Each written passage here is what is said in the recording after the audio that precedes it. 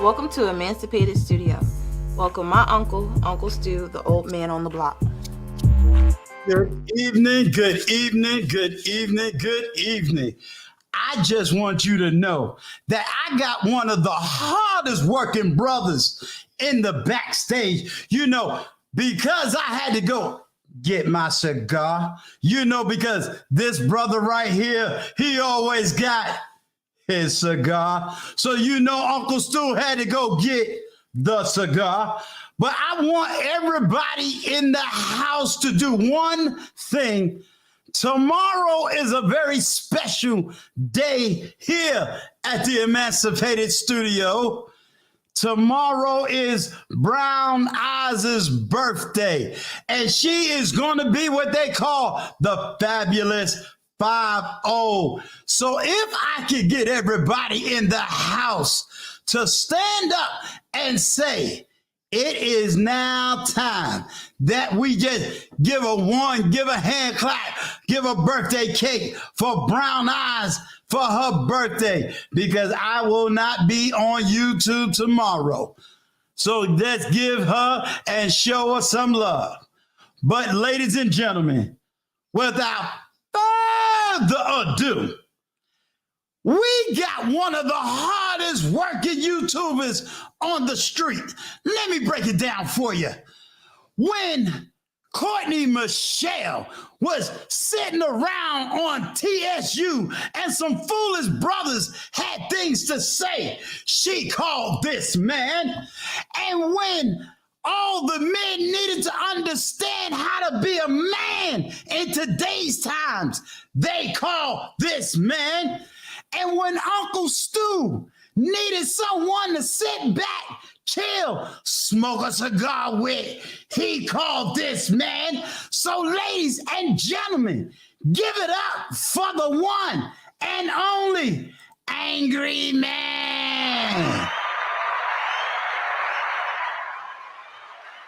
What's good, Uncle Stu? What's going on with you? Yo, what's going on? I gotta say, you the hardest working brother. I'm sitting up there watching your live. He was like, yo, just give me 1 extra hour. I just gotta finish cooking. Yeah, man. I figured I was gonna be finished way before 7, but we had a little issue with the stream. I'm a little bit of a paranoid brother, so I'll be feeling like I'm being attacked. And my girl was like, I think it might be time for you to just go ahead and get a new computer. Because I had this one since 2017. That's probably the issue. So I gotta tighten up, So, yeah.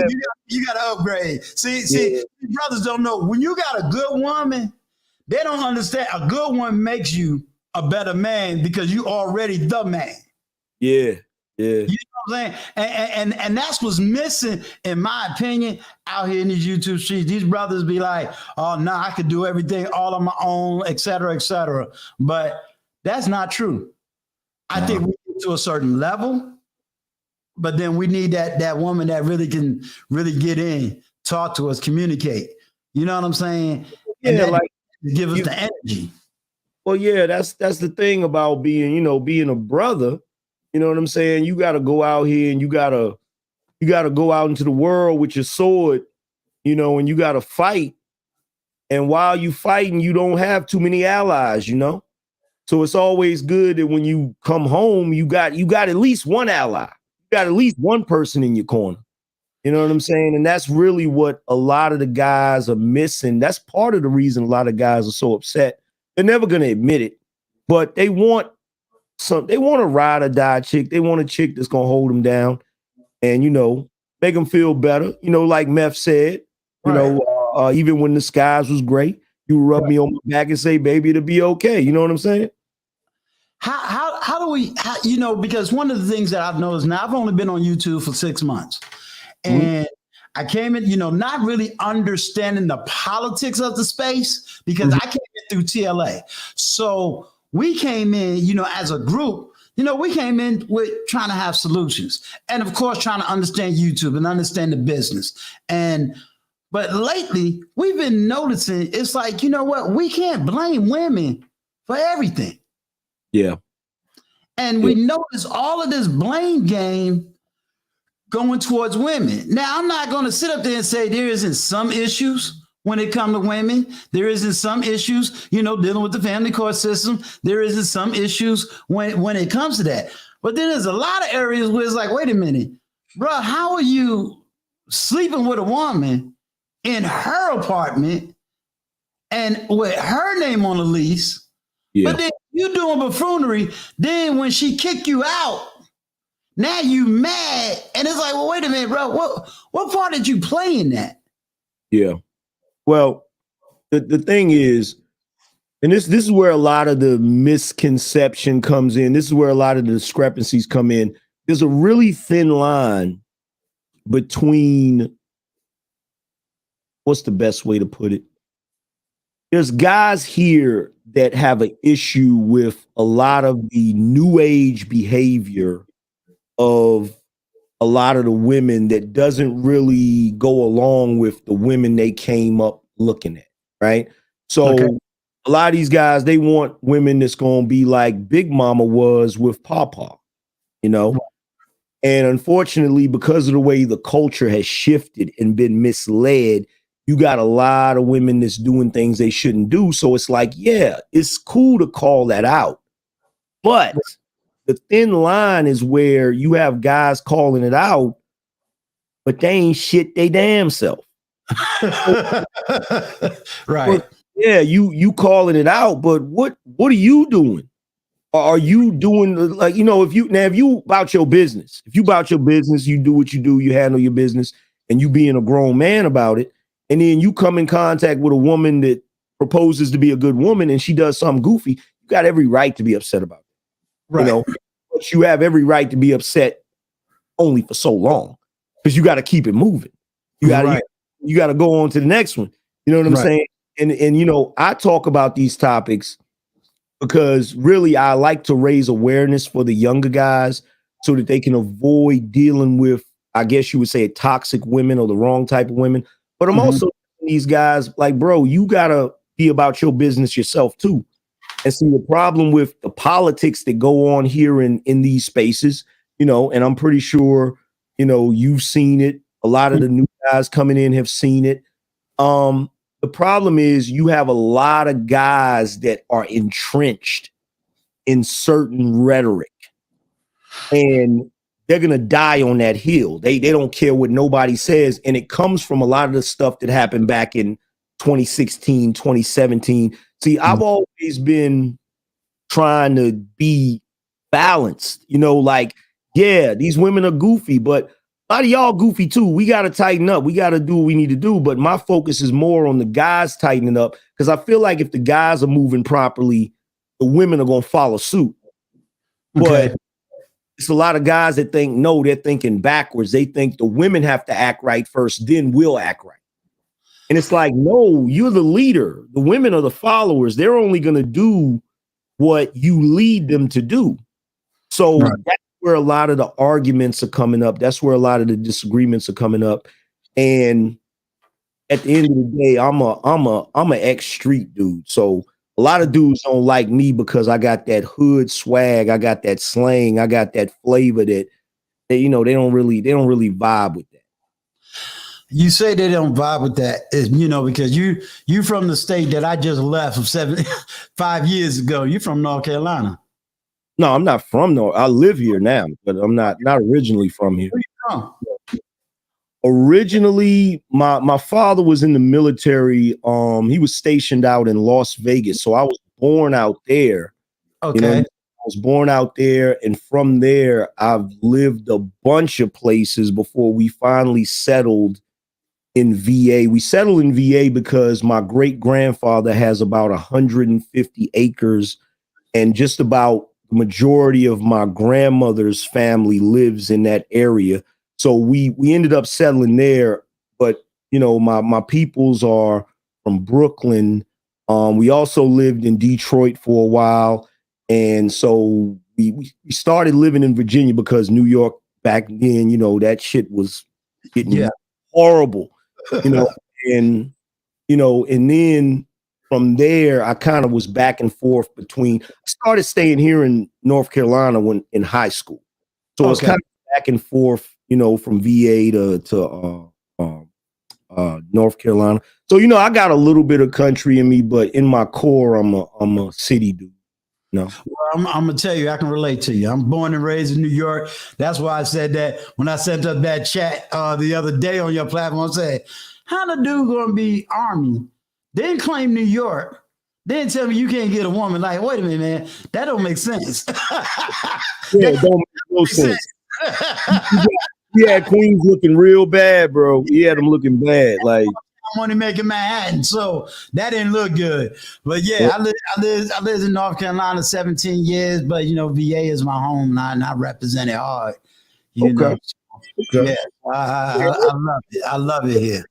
And there's a lot of similarities. Like, a lot of people don't realize that most people that, born and raised in New York, they usually have some family down south. They usually have some family in North Carolina or Virginia or wherever. Like my girl, she's from Southside Jamaica, Queens, but she had family down here in North Carolina too. Right. Yeah, because see, I'm retired Army, so I did my traveling. Hanging out in Oklahoma. Major base was Fort Sill. Then I ended up in Schofield Barracks, Hawaii, and then I just traveled the world and I just had a good time. That's why I said, ain't no way in the world, ain't no male vet I know. And they can look goofy, they can look stupid, they can barely talk and leave America and can't get a woman. Nah, I ain't never saw that one. I don't care what branch they was in. But that being said, for us young YouTubers, because I've developed a thing called the Mastermind Group, where we basically getting together, we're talking, we're looking at the market, we're trying to understand YouTube, trying to understand analytics, but we have now come up against what we're seeing, where it's like, you know what, we came in here to help men, but it's like, wait a minute, we can't get on the side of all women, because we're seeing too many things. They're going into two extremes. Like, they'll somebody will say, men gotta have six figures. All of a sudden, the whole freaking YouTube male planet got six-figure income. Like, wait a minute now, y'all don't have no six figure. You can't. Somebody's lying. Yeah, somebody's lying, right? Or all of a sudden, TLA say, well, let's explain prenups. Not every man want a prenup. It's like, dude, what would a woman want if you working at McDonald's? I don't understand. Do y'all understand what a prenup is? Then you get these dudes like, oh, she got a child. Okay, I ain't dating nobody. And it's like, where are we coming up with these extremes? So I'm trying to understand that. They've taken the dating pool and they've turned it this big. And then they're trying to figure out why they're having difficulty finding women, because you basically priced yourself out of the market. You look, I get what guys are saying about the single mother thing, but the thing that they don't want to realize or even think about is you might actually come across a woman that has a kid that's a good woman. You know, it's just the situation just is what it is. When you have 70 some percent of black women, you know, out of wedlock birth or whatever, it's going to be kind of hard for you to find women to date that don't already have children. And that's a failing of culture, you know, that has taken place where that has been popularized, you know, and then women have basically doubled down on it. Like, I'm not going to let you shame me because I have a kid. So it's like you have two groups attacking each other. And it's like, you know, you're never going to come to any type of solution. And the thing about the single mother thing that annoys me is it's like if a guy says, okay, I'm a single guy, I don't have any kids, I don't really want to raise anybody else's kids. It's like, okay, cool, that's fine. I get that. That's your decision. You're well within your rights. But why are you going to talk shit about somebody else who doesn't have a problem with that? Especially when you're complaining about the fact that there's a lack of fathers in the home, which is the result of the community being the way it is. Well, if there's a lack of fathers, you shouldn't care if one guy decides to take on 20 people's kids, you know, Right. because that's needed. So if you're not willing to dive on that grenade, why are you mad if somebody else willing to dive on it? It really doesn't make any sense to me. And again, you're going to always hear me, at least in this beginning part, emphasize, because you're speaking to a lot of people that did come out that TLA wing. You're speaking to men that is saying, hey, we don't see the balance. So we want to now get in. How would you say for us to really get in this fusion and get in between this argument as you have seemed to have done so successfully? Well, anybody that's coming from, and you said TLA, so I'm assuming lead attorney, right? Yes. Anybody? See, when the lead attorney brought us in, his major argument, and you can hear it echoed over and over, is, hey guys, all of y'all that's 40 and up, look, the manosphere needs you. 40 and up, they need you, you know, they need your background with your professionalism. They need this, they need that, you know, come on in and let's get this started.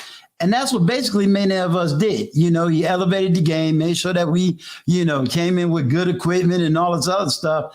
Yeah. And then like you come in and it's like, okay, where's my space? Where's my part? And then you start really working. It's like, well, wait a minute, some of these parts don't make sense, especially when you can't relate to it in your own life.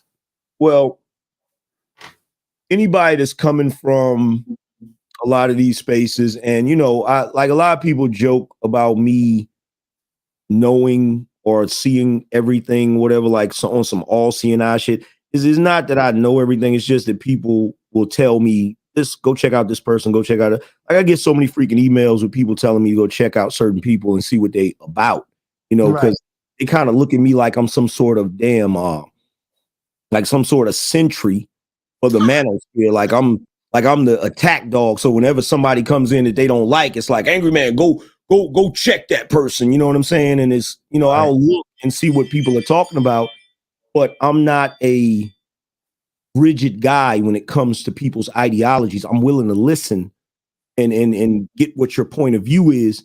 And as far as what I see with guys like TLA and those that, you know, guys like Anton Daniels, guys like the Lapeef Network, all of those different guys coming into the space, one thing that you gotta do, regardless of whatever your content is, you gotta show that you have empathy for the men in the space. Mm-hmm. Because there's a lot of guys here that are, I don't want to say hurt, because that would be diminishing it. There's a lot of guys here that are tired. Okay. Like they're tired of the narrative that black men ain't shit.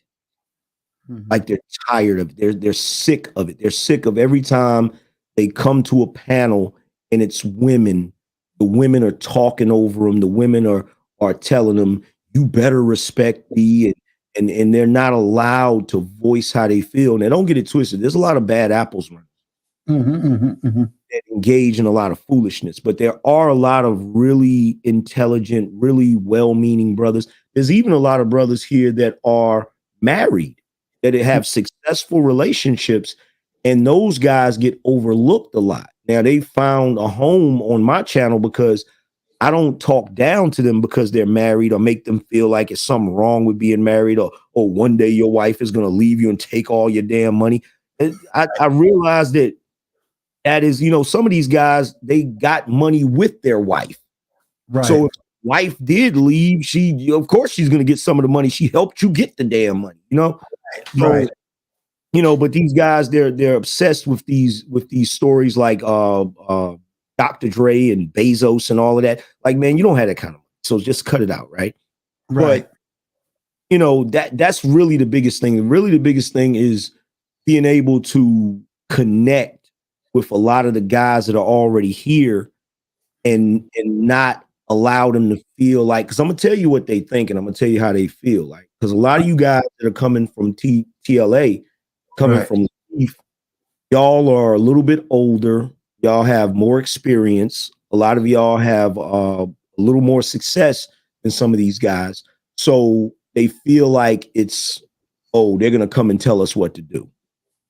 That's the vibe that they're giving off. You know what I'm saying?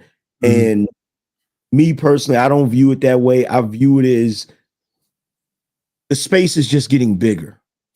It's just getting bigger, which means there's going to be more people. It's kind of like hip hop back in the day. When hip hop first came out, it was only one type of rap. Right. But it got bigger. You had all of the different factions. You had all of the different types of rap. And you let the people decide. You let them decide what they want to listen to. And there's room for everybody. So, my thing is, I think that you guys can definitely add to the conversation, but there has to be, like, I watched one of the lead attorney shows where he was talking about the manosphere meetup, and he was like, these guys are talking about a fist fight and this, that, and the third, and it's like, it ain't that serious. Trust me. Like, dudes are not going to go to an event and get into a fight, because there's not a lot of guys in this space that really are built that way, because most guys that are built that way are not internet guys. They're not going to be on the internet like that. Most of those guys don't even like having a Facebook page. Right. So, it's not that serious. It's just, there's a bunch of guys here. There's a bunch of egos, and dudes are going to have to learn how to get along and do it for the sake of business and for the sake of Black men having media and having a voice. That's really what it is at the end of the day. So, based on what you just said, one of the great lessons that we can come in is with a little bit more humility, or is this just a perceived image that we have that's coming in? And I'm saying more of TLA's wing versus the P, because a lot of people I connect with is more through TLA, and it's always an image thing. So that way, because sometimes we can be doing something that we think is right, because of how we present ourselves is absolutely wrong. Yeah. So that's where I was trying to come with, because one of the things, like I said, everybody says, hey, we know you, Uncle Stu, but one of the guys that gave me one of the greatest quotations says, they'll hear you now, they'll hear you later, but they're going to hear from you, because I come in with the whole idea of, my brother, if you in a certain place, I've been there. I can help you. You got mental health issues, I got a network that can get you that help. You got to reinvent yourself. It's okay. Just don't come lying to me. Wherever state you in, I've been there. There's nothing to be ashamed of. Where I am today, it took some time to build this way, but thank God I'm there, and I'm still leveling up in many different areas. Yeah, and that's the biggest thing. The biggest thing is, one of the things I recognize, which is why when I came in here, I didn't have a problem with guys that didn't necessarily come from my background. I didn't have a problem with the guys that are considered ELs, which I really don't like that term, educated lames, or suburban guys or anything like that, because I realize as Black men, we have way more in common than we don't. You know what I'm Right. saying? Way more in common. That's why, and see, with TLA, he came in kind of catching some of the hell from stuff that other people are doing that's real goofy, which is you got a group of guys telling guys that they ain't shit if they don't put on a suit, which got those guys upset. You know, I'm one of those guys, like, because when I was a kid, my uncle took me to a black owned store where I got sized up for a suit. Like, that's something that all black men do. All black men wear suits at some point or another. All black men, have had to deal with the police at some point or another. All Right. black men have had to deal with prejudice and the bigotry of low expectations. So we have way more in common. The only problem that I have with some of the brothers is we got a lot of brothers around here that are William Cartwright Juniors. They want to pretend to be the white guys, and they want to take on the persona of the white guy, looking down on the brother that's from the hood or from the projects. And it's like, bro, you can't do that, because everybody that's from the hood or the street or the projects aren't necessarily bad people. They just live in that area because of, socioeconomic conditions or background or whatever. Right. Well, I don't for me, I don't really see TLA doing that. Number one, he is a divorce lawyer. No, he Oh, doesn't. He yeah. doesn't. But trust me, there's a couple of little dudes that be. I'll go. I'll go. We'll skip that and keep on going.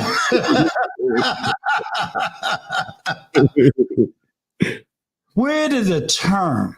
Because one of the things I love about this platform is it separates the person from their personality. Mhm.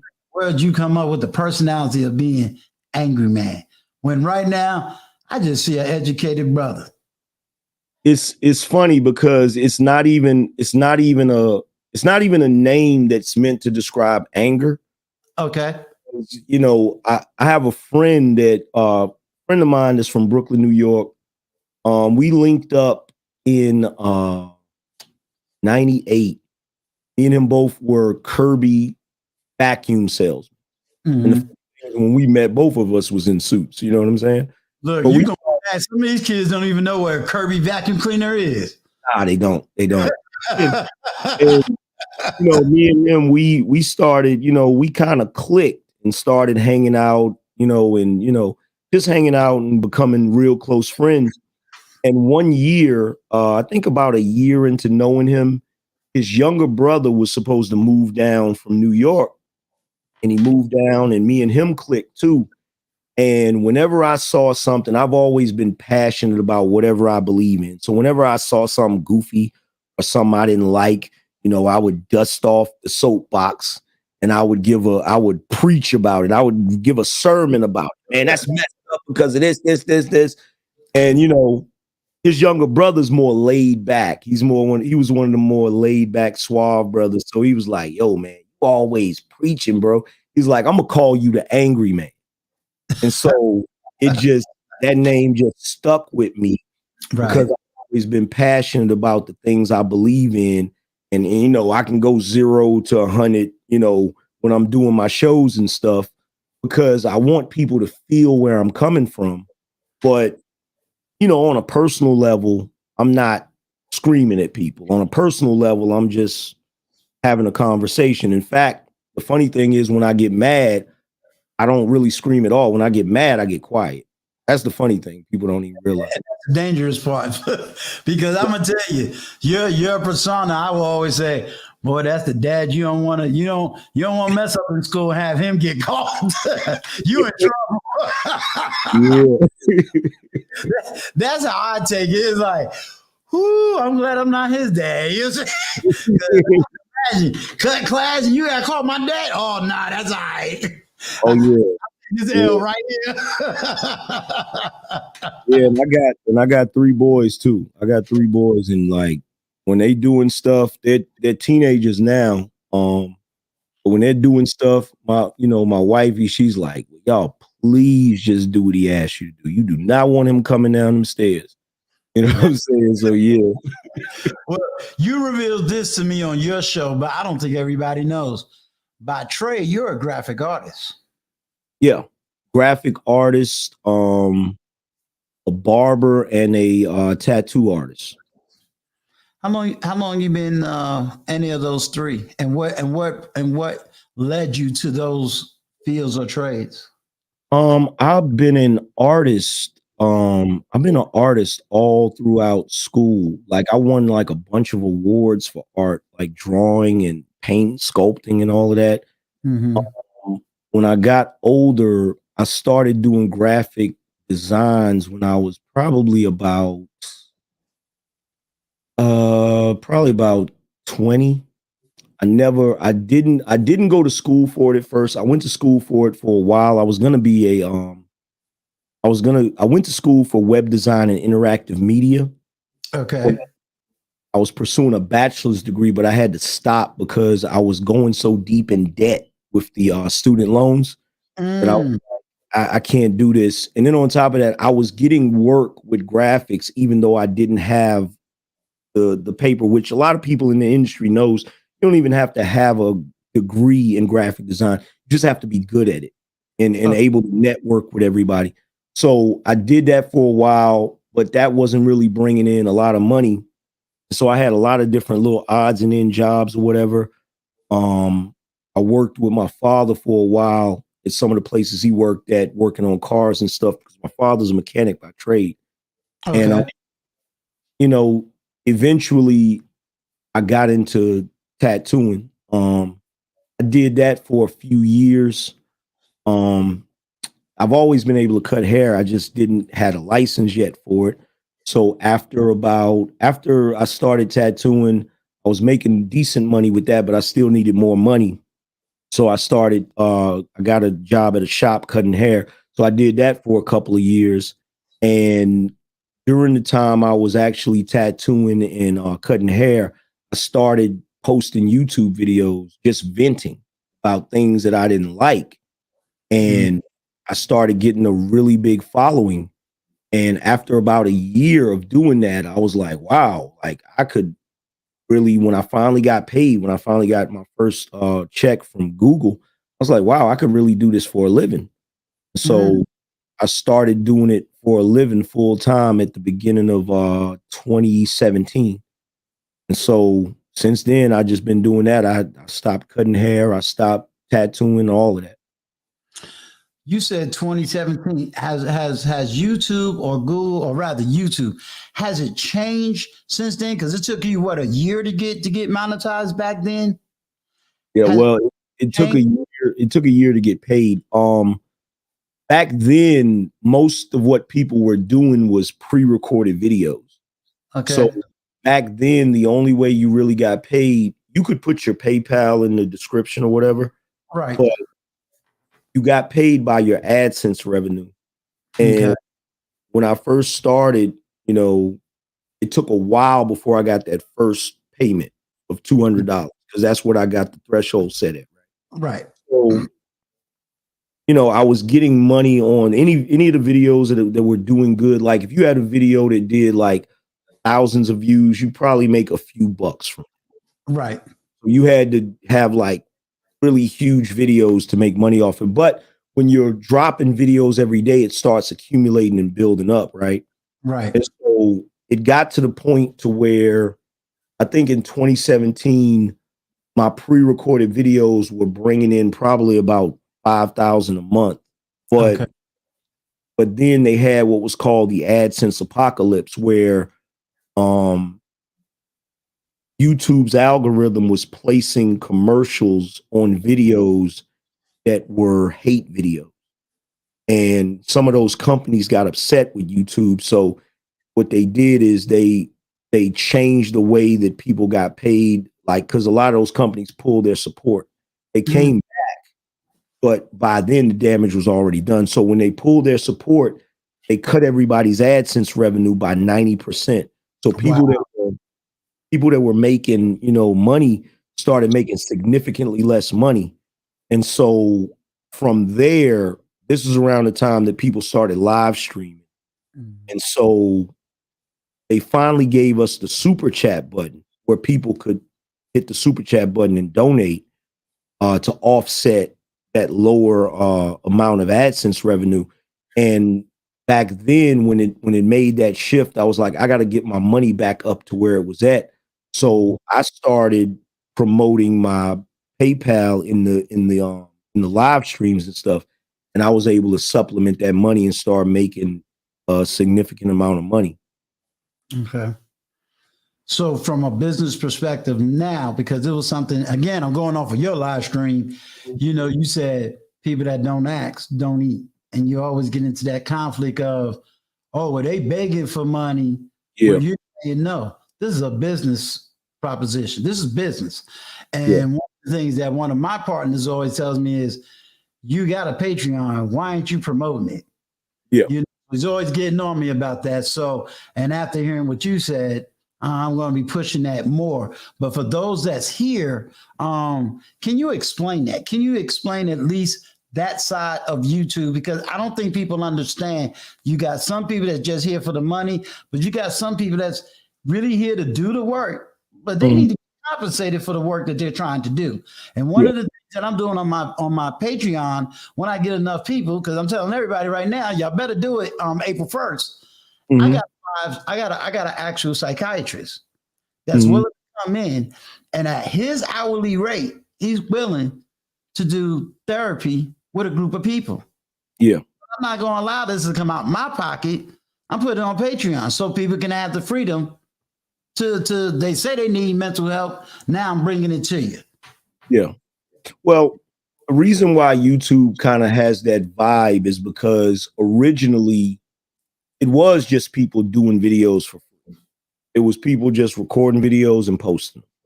Right. So at that time, they had no idea that this platform was going to become what it became.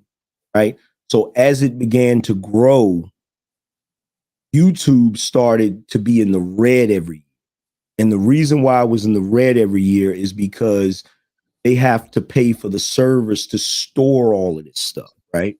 So what happened is it kept being in the red every year, and then eventually it was going to go bankrupt, and Google had to buy it. Google bought it, and a lot of people don't realize the woman that runs YouTube, the guys that own Google, they used to be kids, they used to be teenagers hanging out in her garage. You know what I'm saying? Right. So they ended up helping her out by buying YouTube, and so they've been trying their best to figure out a way to make YouTube profitable. So this is why you get the YouTube Premier memberships, where you don't have to worry about the commercials and stuff. This is where the memberships come from, where you can offer memberships on your channel. This is where the super chat button comes from. This is YouTube trying to monetize it, but trying to do it in a slow transition because they know people are used to getting the content for free. Now, as far as us content creators, I look at it like YouTube is the new hip hop industry because a lot of it parallels hip hop, right? And I look at YouTube content creators as rappers. Okay. You can get up here and you can do a show, same way a rapper could do a show, and you could do it for free.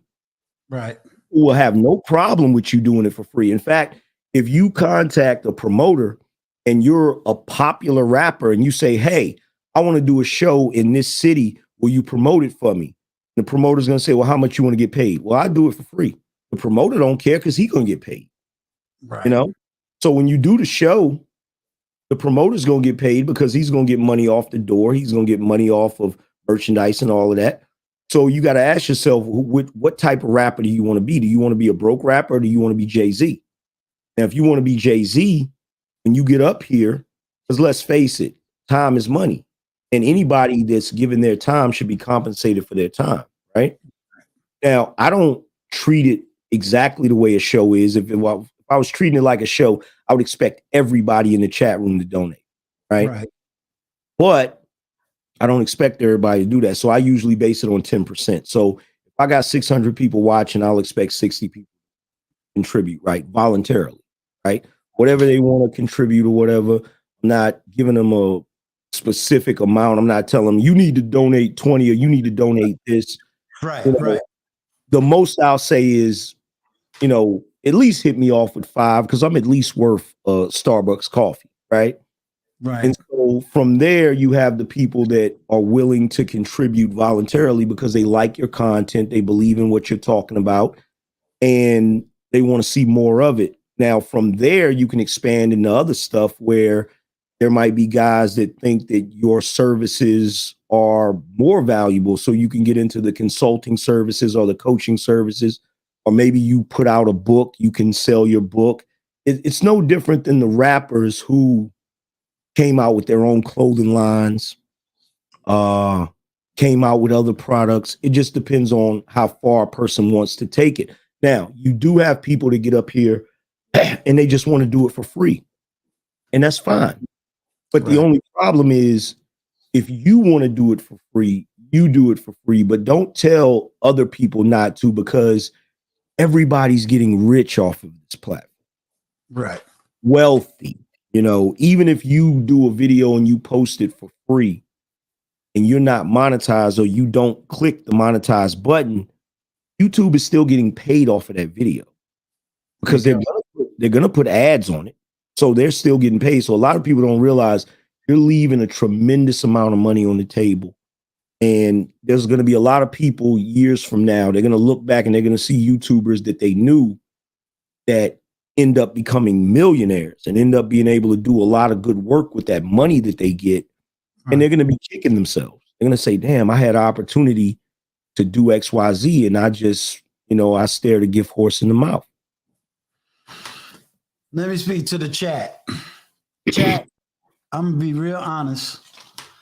This particular page, this particular platform is to be able to give you the best and the brightest of people to bring to this platform, to bring to here. This is taking me back to old school days where Black men used to get together and just have intellectual conversation about multitudes of subjects. Mm-hmm. I'm going to now put it together. I got 114 people in this chat. I just want to know how many people feel it's worth it. Show me $5. That's the cheapest. Yeah. I think anybody that works at McDonald's, Burger King, anything, $5 super chat. Yeah. Just so I can keep this platform going and keep doing it. I don't think I'm asking too much for anybody. So let's see if we can get some $5 super chats going. He's saying 10%, so that's what? Hey, let me get 25 people with $5. I don't think that's too much for all the work that I had to do just to make sure I got this man on the platform and getting many others. Did you get your wrench, Angryman? Yeah, I did. Okay. Yeah, So yeah.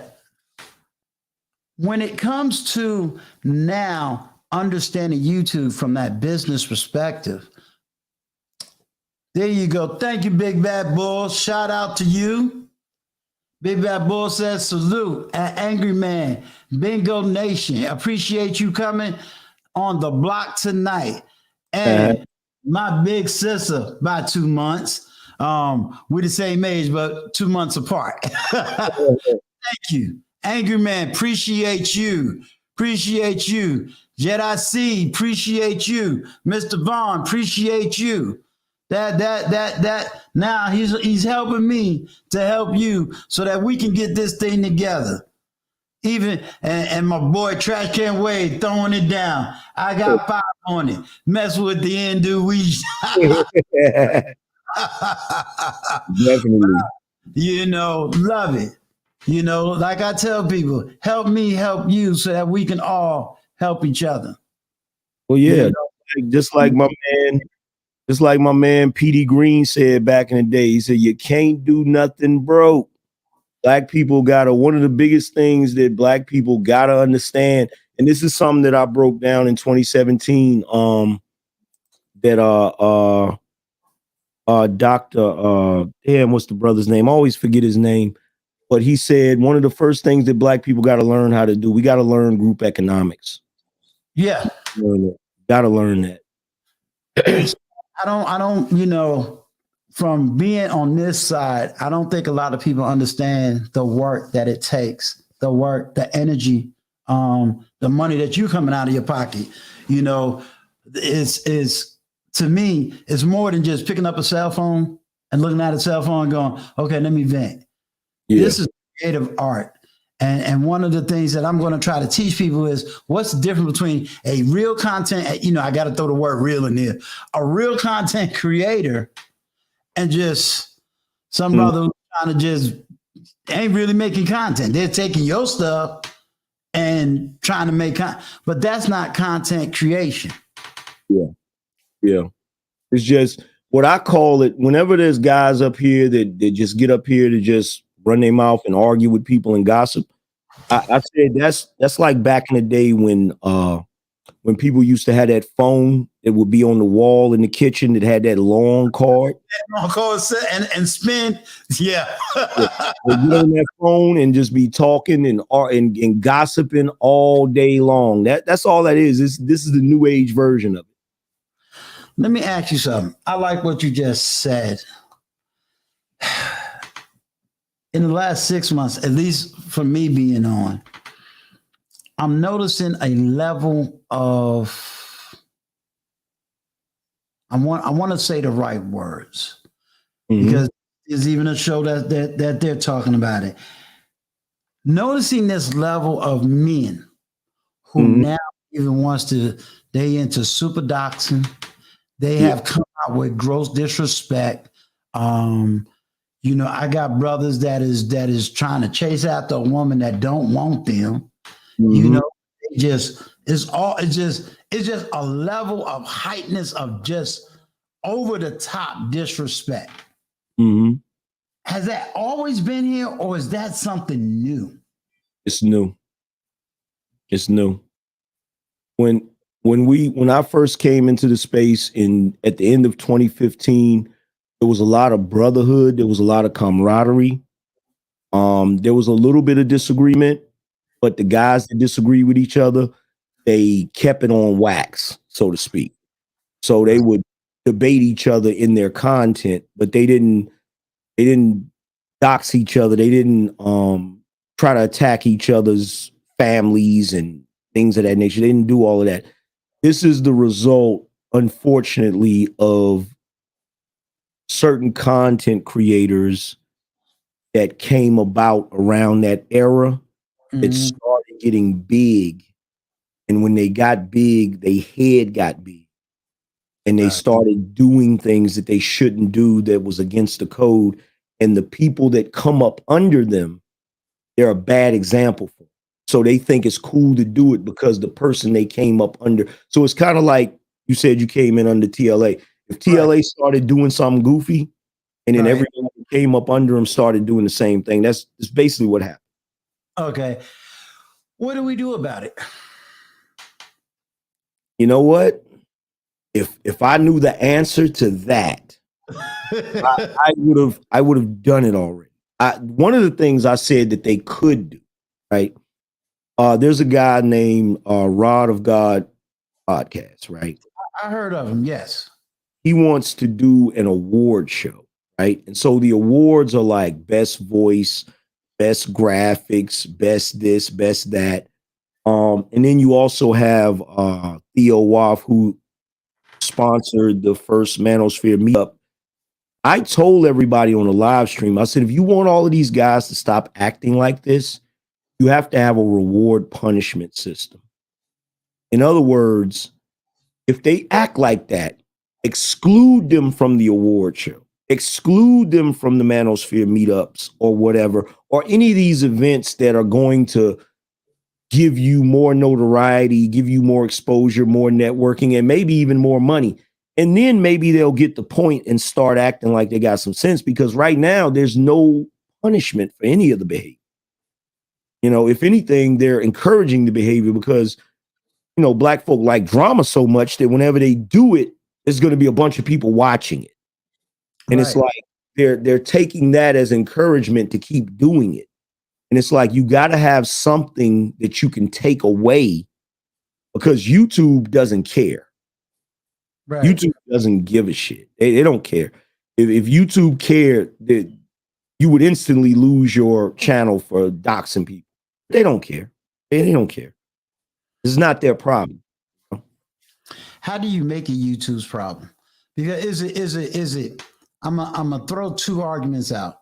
Is it a racial thing, or is it just YouTube because they're just so big they ain't got time to be trying to find every little issue?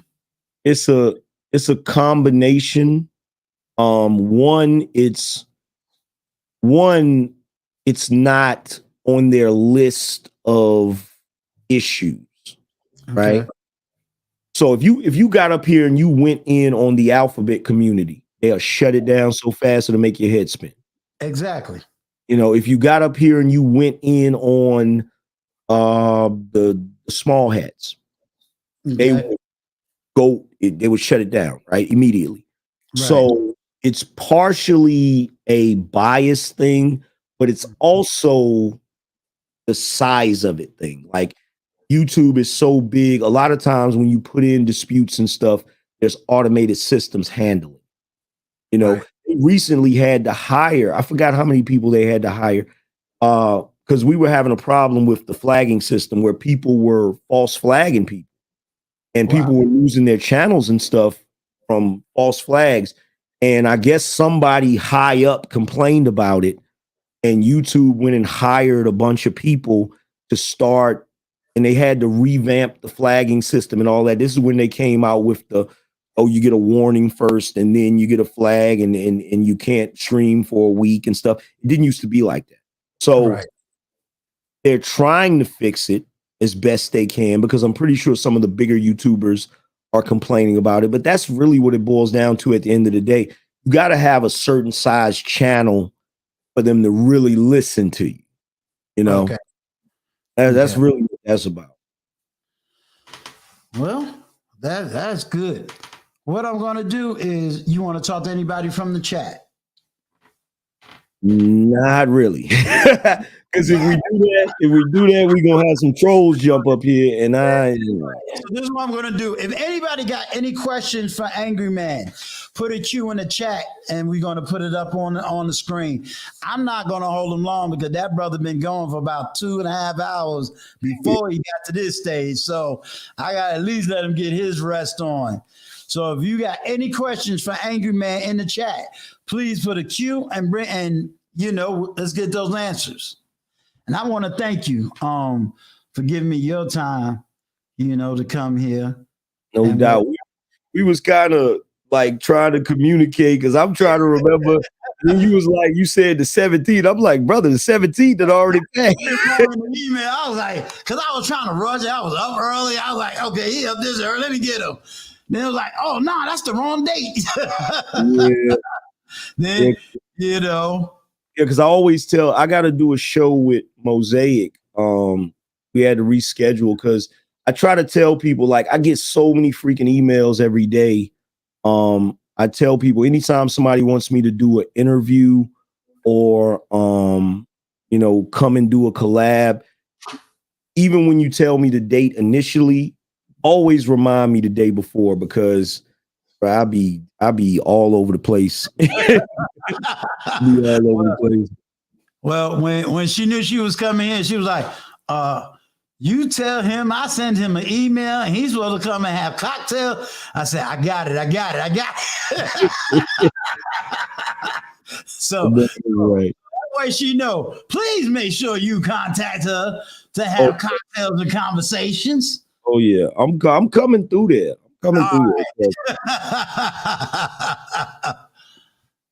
Handle your business, folks. Ever in Las Vegas. Let's break Barry, fellas. No doubt.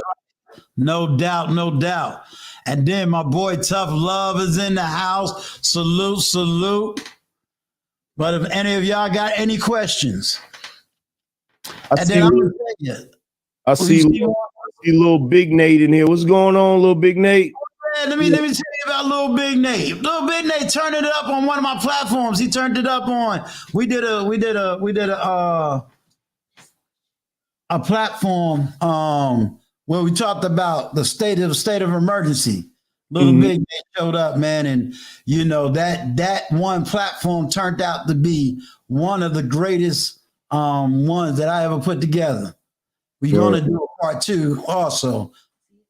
And Lil Big Nate, since you watching, bro, the next time you speak to Theo, tell him that I didn't ghost him. He wanted me to hit him up on a Zoom meeting, but Jap had put the Zoom meeting in my text instead of emailing me. So by the time I saw it in my text and clicked on it, I think it was 30 minutes in, so there was nobody there. I seen Theo, his thing was there, but I think he had walked away from the computer. Where's the commercial? Where's the question? Did you see the question? Yeah, I got my wife in the background. She see a question. I'm trying to find the question. Okay.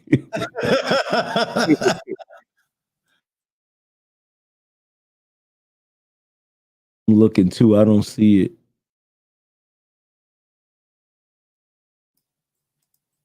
All right, I got you. This was her question. No, it wasn't my question. Oh, okay, I'll get you. look.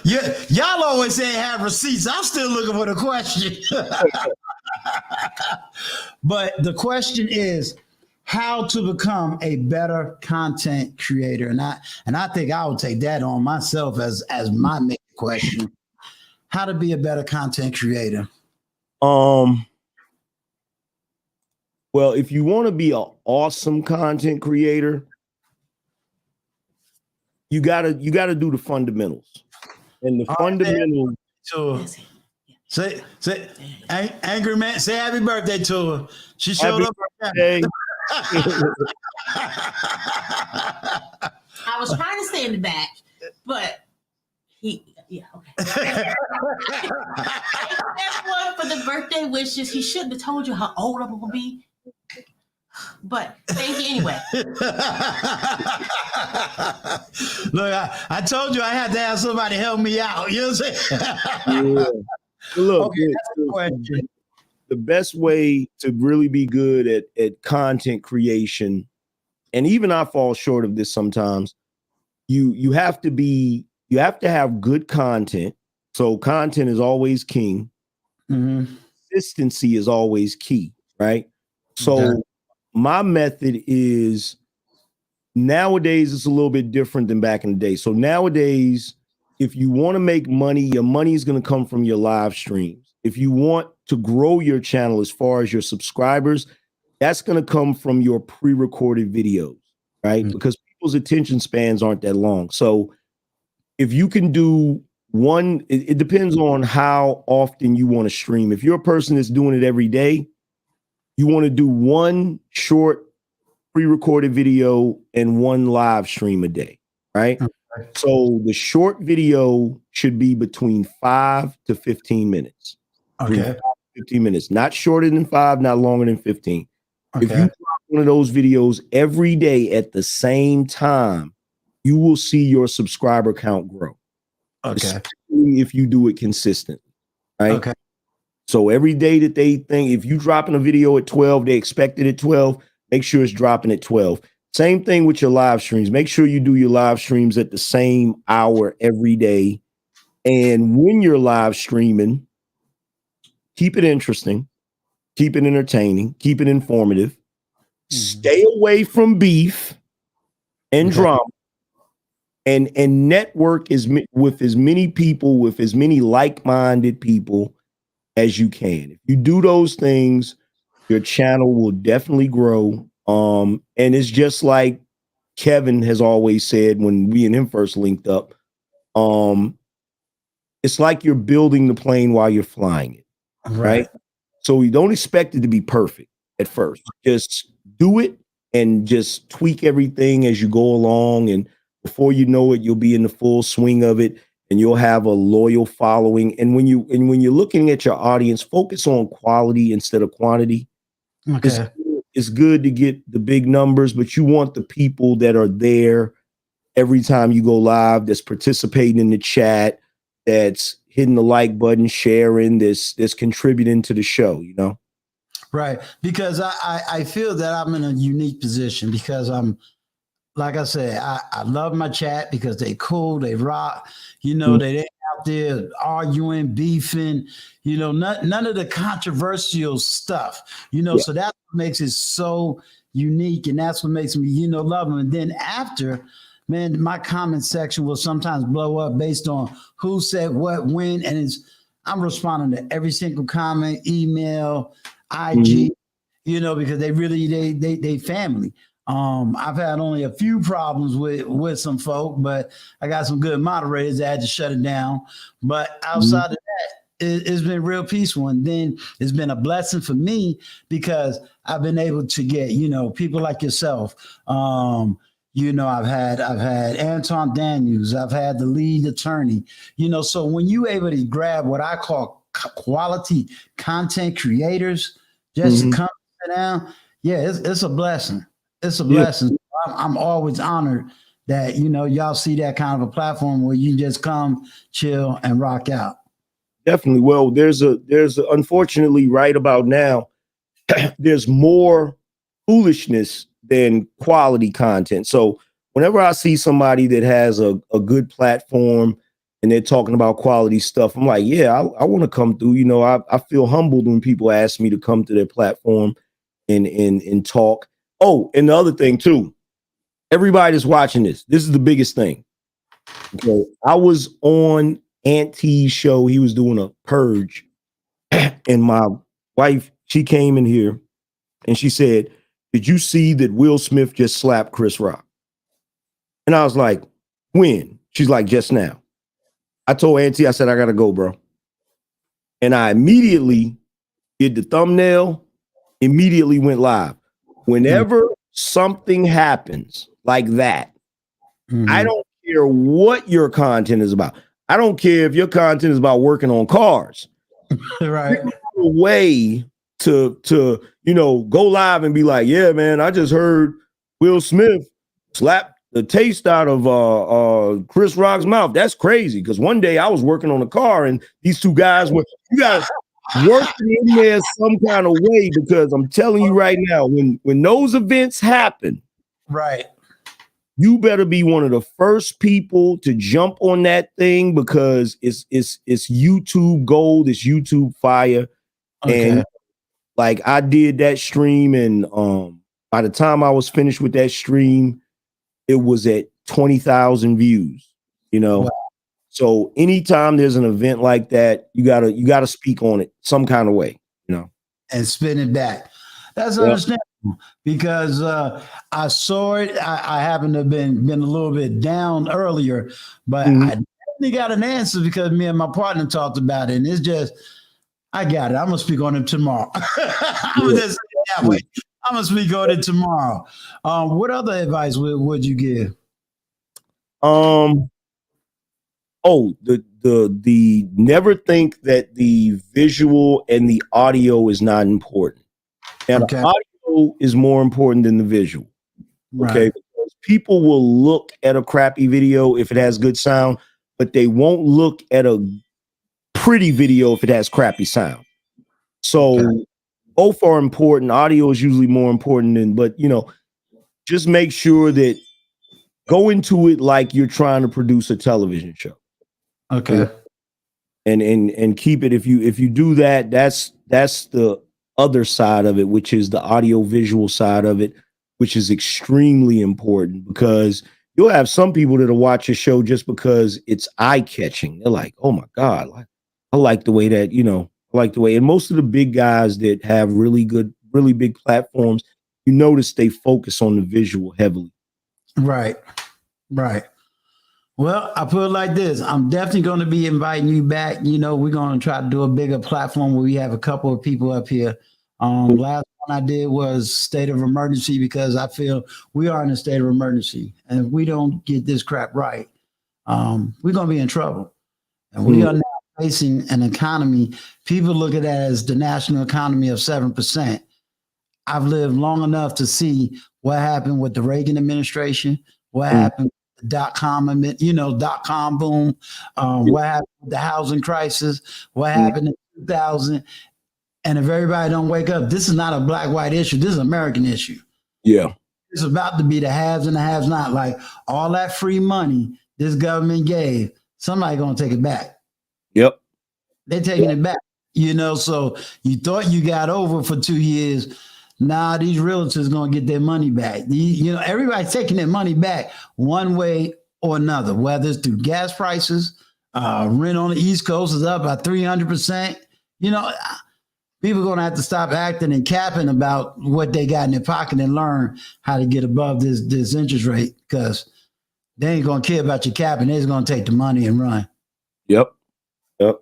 So, but I want to thank you. I want to thank everybody in my chat.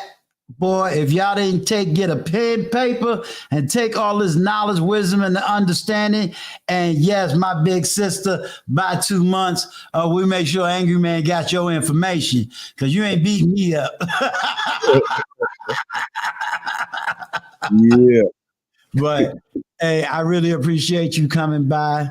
And now you see we ain't got nothing but love over here on this platform. I appreciate it. Definitely. All right. All right, everyone. I'm getting ready to shut it down because, like I said, this brother here been rocking and rolling for about 3 hours straight. So he gave me his time. I got to give him credit. Hey, man. This is Uncle Stu, the old man on the block. We love you. Peace. Peace.